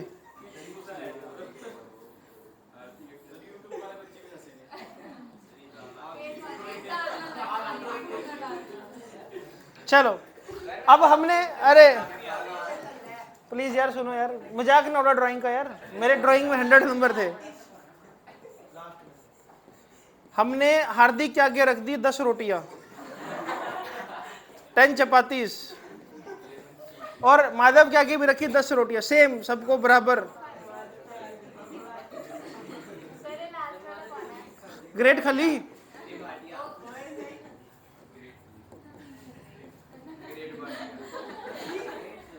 ग्रेट खादी बन गए तो कोई ऐसे ना बोलो। चलो हमने ना, सुनो यार सुनो प्लीज, हमने क्या किया, हमने 2 मिनट का वक्त दिया सबको। ये तीनों लोग जन्मों से भूखे हैं, मान लो बहुत 3 दिन से भूखे थे बिल्कुल। इन तीनों के आगे हमने 10-10 रोटियां रख दी। प्लीज 2 मिनट का टाइम दिया कि 120 सेकंड का टाइम है तुम्हारे पास, कौन सबसे ज्यादा रोटियां खा लेगा? ग्रेट खली खा जाएगा 9 रोटियां, 9 चपातीज, चलो 9 मान लेते हैं। 9 रोटीज इन 120 सेकेंड्स। माधव कितनी खा जाएगा? 4 रोटीज, 4 रोटी इन 120 सेकेंड्स। और हार्दिक, हार्दिक कितनी खाएगा? हाफ रोटी, हाफ रोटी इन, अरे सुनो सुनो, हाफ रोटी इन 120 सेकेंड्स। एक्चुअल में ज्यादा पावरफुल कौन है? क्योंकि उसने 9 रोटीज को कंज्यूम कर लिया 120 सेकेंड में। कम पावरफुल कौन है? और ये कौन है? बहुत कम। ऐसे ही आपके घर में, ऐसे ही आपके घर में ये जो चीज है ये है एसी, ये क्या हो सकता है? टीवी, और ये हो सकता है चार्जर। एसी बहुत ज्यादा, रोटी की वजह लिख लो, बहुत ज्यादा एनर्जी कंज्यूम कर लेगा सेम टाइम में, जितने टाइम में ये एनर्जी कंज्यूम, देखो तीनों को हमने टाइम सेम दिया, लेकिन एसी ज्यादा इलेक्ट्रिक एनर्जी को कंज्यूम कर जाएगा, इसलिए उसकी पावर रेटिंग ज्यादा है। टीवी बहुत कम, इसलिए पावर रेटिंग कम है, और चार्जर बहुत कम। तुम चार्जर को 24 घंटे लगा कर रखो, लेकिन तब भी उसके, इससे बिजली के बिल पे कोई फर्क खास नहीं पड़ेगा। एसी को 24 घंटे चला दो, बिजली के बिल पे फर्क पड़ेगा। क्या समझ रहे हो इस बात? हाँ नहीं, तो यहां पर ना, अरे यार इस एग्जाम्पल से सुनो, इस एग्जाम्पल से मैं आपको बस ये बताना चाह रहा था कि जो इलेक्ट्रिक पावर है वो डिसाइड करती है कि कितनी एनर्जी कंज्यूम होनी है, राइट? अब सुनो, ऐसे ही ना पावर को अगर मैं लिख रहा हूं रेट ऑफ एनर्जी, तो फॉर्मूला क्या बन जाएगा? एक तो I²R, और क्या फॉर्मूला है? V²/R, और क्या फॉर्मूला है? ओ यार VI। सुनो, SI यूनिट क्या होती है पावर की? कौन बोल रहा है? SI यूनिट किलोवाट होती है, वाट होती है, ठीक है। SI यूनिट क्या होती है? वोट। हाँ, क्वेश्चन बनता है कमर्शियल यूनिट पर, इस पे हमने क्वेश्चन भी कर रखे हैं। कमर्शियल यूनिट ऑफ एनर्जी, अरे कमर्शियल यूनिट ऑफ एनर्जी को बोलते हैं 1 kilowatt into 1 hour. 1 kilowatt into 1 hour, मतलब कि अगर मैं एनर्जी को लिखना चाहूं तो ये लिख सकता हूं ना, मतलब पावर इंटू टाइम। अरे पावर इंटू टाइम लिख दूं, क्या चलेगा? तो 1 यूनिट एनर्जी का मतलब होगा 1 किलोवाट इंटू 1 आर। इसको और डिफाइन करते हैं, 1 किलोवाट में कितने वाट? 1000। 1 आर में कितने सेकेंड्स? 3600। 36 के आगे कितनी जीरो? 5। लेकिन मैं लिख दूंगा 3.6 इंटू 10 की पावर 5 जूल। तो 1 यूनिट, हाँ 6 जूल, तो एक यूनिट का मतलब होगा इतनी एनर्जी, राइट? 1 यूनिट का मतलब होगा इतनी एनर्जी। एक क्वेश्चन और कर लेते हैं इस पर अब। हाँ 2 क्वेश्चन है उसको। कौन बोल रहा है भाई? हाँ बहना, मैं तेरा वादा जरूर निभाऊंगा। कोई बात नहीं, लगता है हमने क्रॉप कर दिया क्वेश्चन वो वाला। नहीं, ये रहा ऊपर है क्वेश्चन। तू आई तो अपनी मर्जी से थी, लेकिन जाएगी मेरी मर्जी से। वो भी डब्ड वाली है।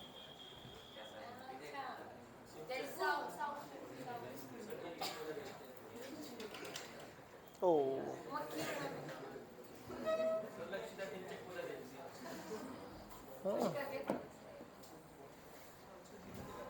सेल्फी मैंने ले ली, जगह ना, तो सेल्फी मैंने ले ली आज। ओ यार ये क्या हो गया? क्वेश्चन ज्यादा ही बड़ा हो गया ये वाला तो। चलो यार, मेरे ख्याल से विजिबल है क्वेश्चन अभी भी। ये वाला क्वेश्चन देखो, जो 15th क्वेश्चन है, हमने ये वाला क्वेश्चन डिस्कस करना है अभी। कौन रीड करने वाला है इस क्वेश्चन को भाई, बताओ। चल कर दे, पुश कर, रीड कर दे। सुनो यार, थंबनेल में तेरी फोटो भी लगा दूंगा यार, है ना? ऐसे लोगों को कंफ्यूजन है कि कौन है पुष्कर, इतना सुंदर लड़का। सुंदर।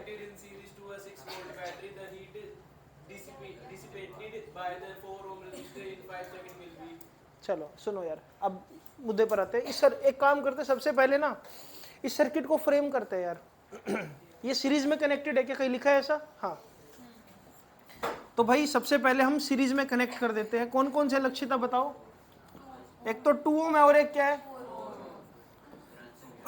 बैटरी कितने वोल्ट की है? ठीक है क्या? और कितना टाइम लग रहा है? अरे टाइम कितना लग रहा है भाई? 5 सेकेंड। पूछा क्या इसके अंदर? कितनी हीट एनर्जी डिसिपेट होगी। ओके, हम एक काम कर सकते हैं, मुझे बताएगा कोई रजिस्टर करंट कितना आएगा टोटल? ये दोनों सीरीज में, अरे दोनों सीरीज में। हर्षदीप, नेट रेजिस्टेंस कितना होगा? 2 और 4 सीरीज में है। बिल्कुल सही है, सोच क्यों रहा था इतना पर तू? तो ये आएगा 2 + 4, ये आ गया 6 ओम। वोल्टेज कितनी है यहाँ पर? 6। करंट कितना आएगा? V / R, मतलब कि 6 / 6 यानी कि 1 एम्पियर। क्या बात समझ आई सबको भाई? बहुत आसान। तो हम ऐसा कर सकते हैं यहाँ पर, देखो I² RT, ठीक है। इसके बाद बस एक क्वेश्चन हो रहा है, लास्ट फिर छुट्टी है। I का वैल्यू कितना है? 1। R का वैल्यू कितना? 6। टाइम कितना लग रहा है? अच्छा, हाँ तो क्या फर्क पड़ता है भाई? हाँ ठीक है, फर्क पड़ेगा 4। तो क्या आंसर आएगा?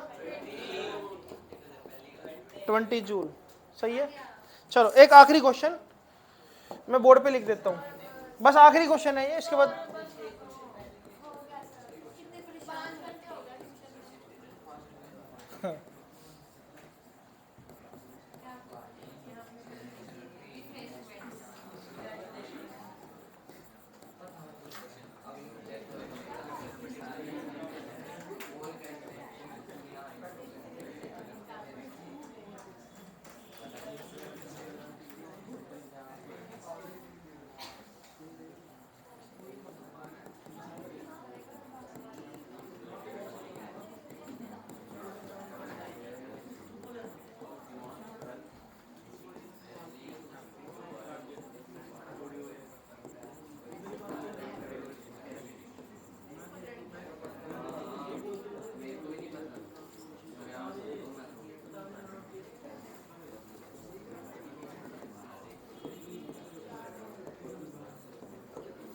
तो भाई ये है क्वेश्चन, सुनो ये है question.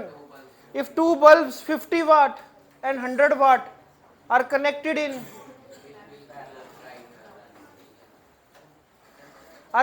in parallel, which will glow brighter? And question is how result will change if they are connected in series? अच्छा मैं आपको बताता हूँ, ये देखो इसको डेली लाइफ से कनेक्ट करते हैं। आपके घर में कनेक्शन कैसा है, पैरेलल या सीरीज? अगर आपके घर में पैरेलल कनेक्शन है तो ज्यादा रोशनी के लिए आप 10 वाट का बल्ब प्रेफर करोगे, 0 वाट का या 50 वाट का?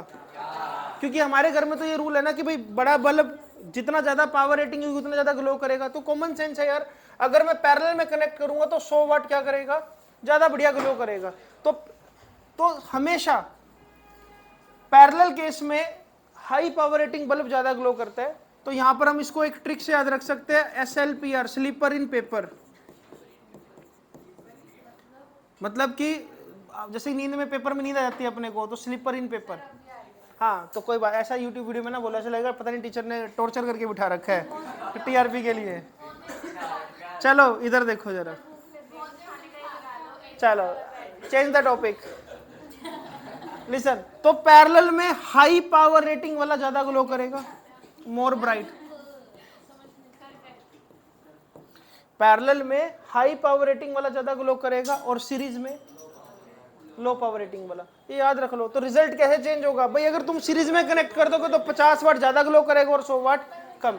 ठीक है, अभी भी इस वीडियो में अगर देखा जाए तो सिर्फ और सिर्फ कंटेंट और क्वेश्चन कवर हो पाए। अभी भी बहुत सारे क्वेश्चन ऐसे जो होने हैं, अगली वीडियो में इसको कवर करेंगे फिर हम। ठीक है, चलो मजे करो, जाओ।